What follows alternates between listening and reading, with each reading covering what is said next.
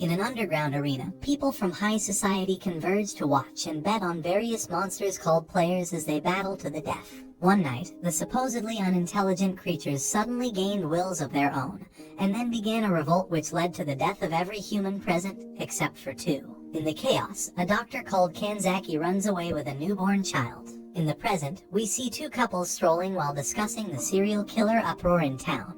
Just then, a strange man walks past them and kills the man so discreetly that no one noticed it happening.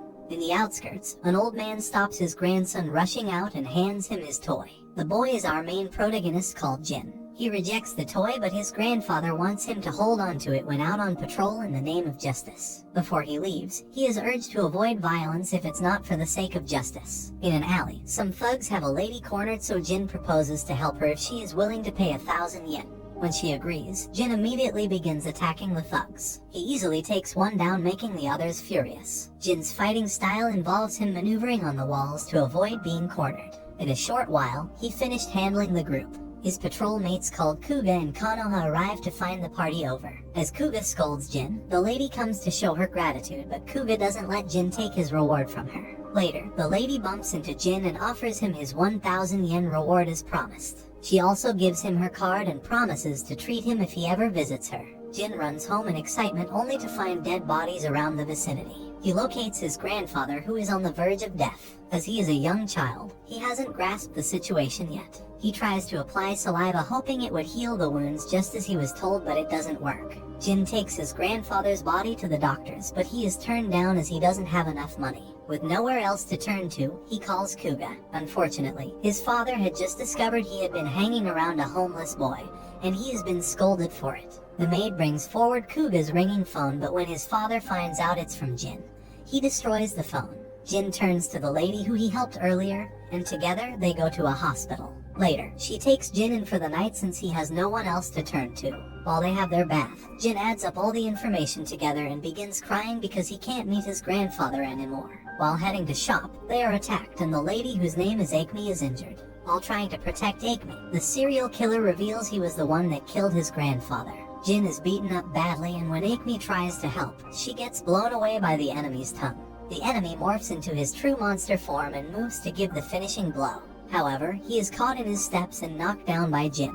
Jin begins letting out an intense aura that destroys the surrounding. As he moves to attack, he too transforms into a monster that the serial killer calls Charisma. He lands an attack which puts an end to the brief battle. He then turns back into his human form and collapses. A man called Hitani and a white-clad individual show up in the scene.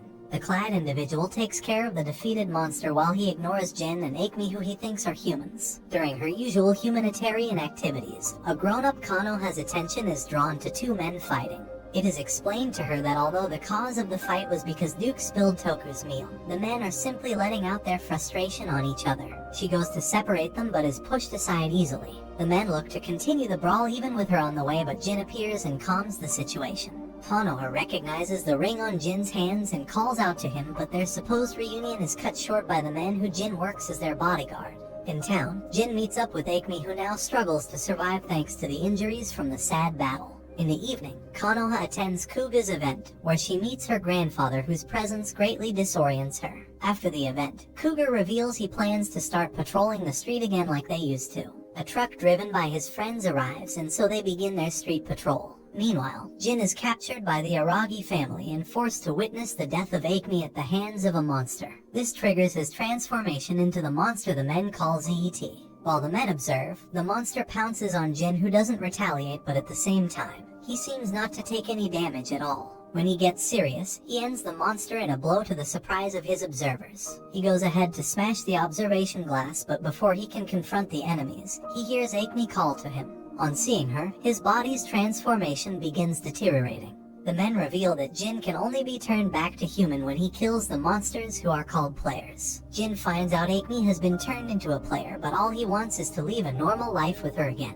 Just then, an employee shoots Akemi dead, so Jin witnesses her die a second time. When he goes to confront the man, he turns back into a human as there are no more players alive. At home, Kuga watches an anime that inspires his sense of justice. When Konoha comes in, he expresses his dissatisfaction with their father's activities. However, Konoha reminds him that real life cannot be perfect like an anime show. Konoha's grandfather Mitsugai Aragi introduces himself to a sedated Jin and reveals he hopes to eradicate the players from the city. They arrive at the destroyed underground facility where Mitsugai explains that the ring on Jin's hand and the one above are called the Rings of Exposure. As founders of the facility, he explains that they once used the ring to force players to regress into their monster form.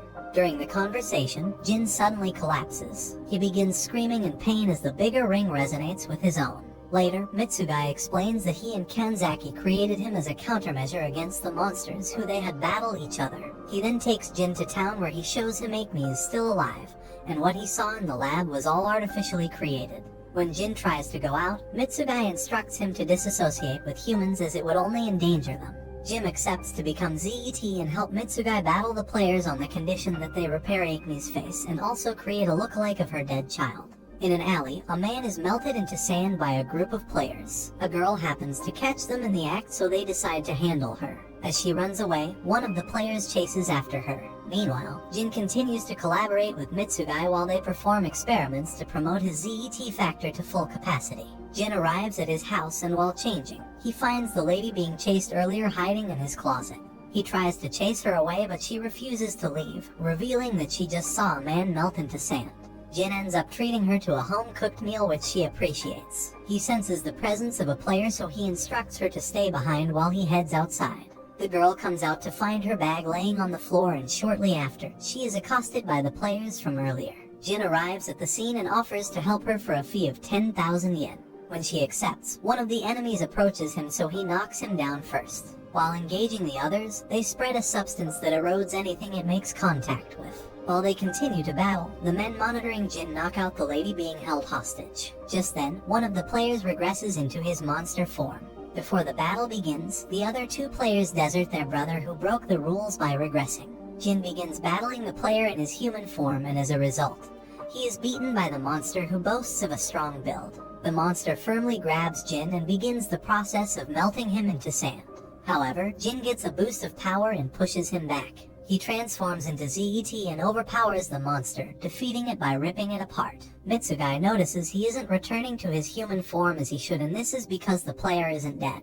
While it hides in its miniature form, the white-clad individual known as a sweeper finds him out and executes him as he does to all regressed players. The sweeper attempts to kill Jin, but then he stops when Jin doesn't give the feeling of a human or player. Heitani arrives and dismisses the sweeper. Jin asks if he is a player, so he reveals he and his species prefer to be called EVOL. The next day in Jin's house, the girl introduces herself as Hanoka and begins arguing with Jin when he tells her to leave the next day. Elsewhere, Kuga is shown to a secret facility where some of his father's aides have secretly built a superhuman suit to encourage his ambition. Kuga begins by stating the flaws of the suit, which is meant to be identical to his anime hero, Alpha's. He complains about its color and also asks why there is no emblem on the head.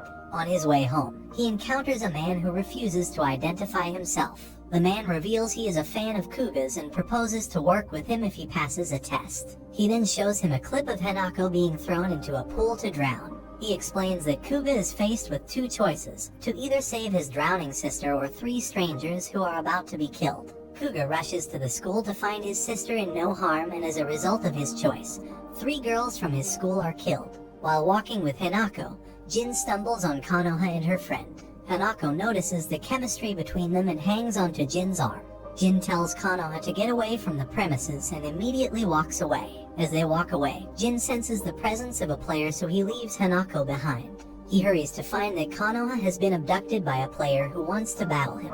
Konoha finds herself and her friend tied while a monster guards them. While Kuga is shown the newly completed alphas, she manages to call him for help before her phone is smashed by her captors. Kuga quickly suits up and has nothing standing in the way of his justice while he goes to Konoha's aid. Meanwhile, Jin gets the beating of his life as he is incapable of transforming into ZET. Shu, the player assigned to Konoha, transforms in front of Konoha, making her so scared she wets herself. With his ZET factor increasing slowly, Jin manages to land a fatal blow on the enemy player. Jin begins his search for Konoha and finds her and Tomomi rather easily. While saving the girls, he gets stabbed from behind by Shu and his clones. He goes to confront them and so the battle begins. However, Jin is overpowered yet again.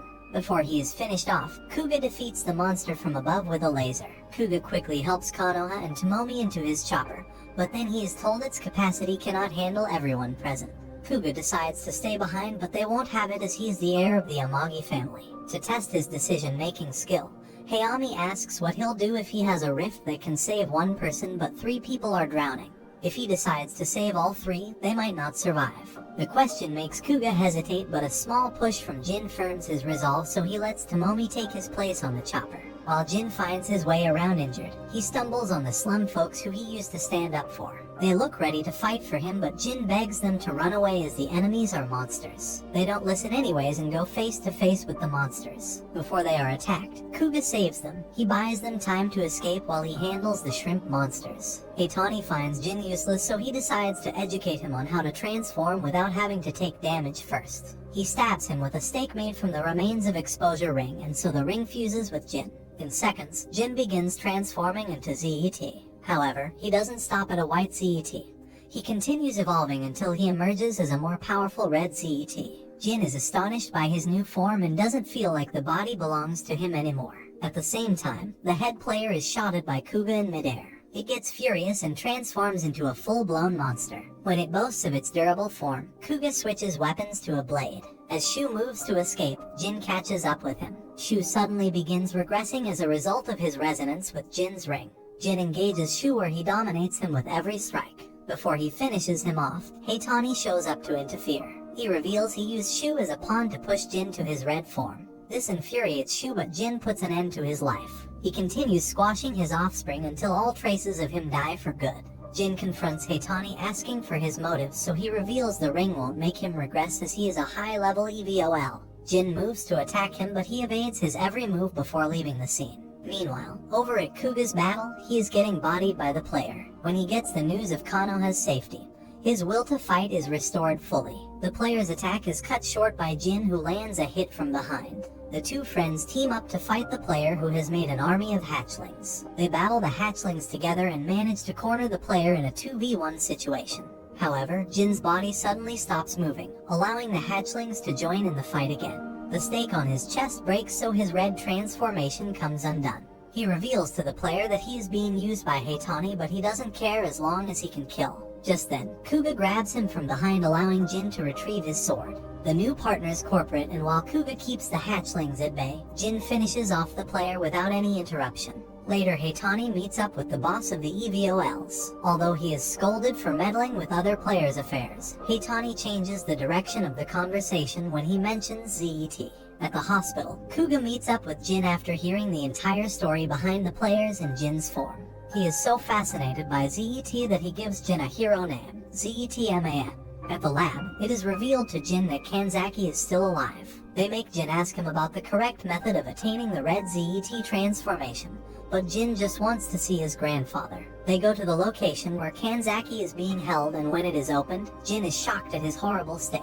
Kanzaki's brain was revived to obtain information from it, but it became conscious with a will of its own. Thus, he is being kept in a state of preservation. After Kanzaki reveals that the secret to his transformation is the red stone, Jin unplugs his life support so he can rest in peace. Heitani leads his spy into the Aragi mansion to obtain the pendant with the red stone. The spy goes into Konoha's room looking identical to Jin. He forcefully moves to get the pendant from her neck, but it's not there. Just before she hands it to him, a helicopter arrives in front of the house. Jin and company rush into the house, and so it is revealed that there are 2 of Jin's clones present. Kuga immediately moves to go check on Konoha, but he is attacked. He manages to evade them, and when he is pursued while Jin helps out, the other clone targets Mitsugai, but his scientist takes the blade for him. Before he is killed, Jin arrives to save him. It soon becomes a two-way battle, but when one of the clones' forms begins to deteriorate, Jin ends him easily. Outside, the enemy had successfully obtained the pendant, so the mansion rigged with bombs is caused to explode. Later, Jin stumbles on the boss in town. He reveals he was the first player to turn on the humans. Jin becomes hostile, but the sweeper arrives to keep him in check. The boss explains that Heitani is both an enemy to humans and EVOLs. While the majority of the EVOLs want to coexist, Heitani seeks to destroy humans, and so he wants Jin to assist in taking care of him. Jin goes home to find Hanako waiting for him. She begs him to let her stay as she only feels safe with him. Jin then promises to protect her no matter what happens. Kuga meets up with Jiru because he was told that his sister has been captured. When he asks about Konoha's whereabouts in the car, Kuga is drugged. He awakens in a strange room with Jiru talking from an implanted earpiece. Jiru reveals he is about to start his test and mocks him for being easily deceived and kidnapped despite playing hero. With his guard up, Kuga moves around until he finds himself in a room filled with his schoolmates who are also fans of his. Jiru explains that he has the choice to either find him so he can save his sister or prioritize the student's safety. This pushes him into a state of anxiety, so when a rude girl asks for his autograph, he begs to use the restroom. When returning, he encounters a girl who claims she found the building suspicious and wants to escape with him. She presses on the wall, which in turn reveals a secret room where the girls are. Kuga leaves the girl to find a route alone while he joins the other girls in the hall. When a student jumps on the bed, she tells Kuga he has made the wrong choice, and immediately, she is crushed to death on the bed.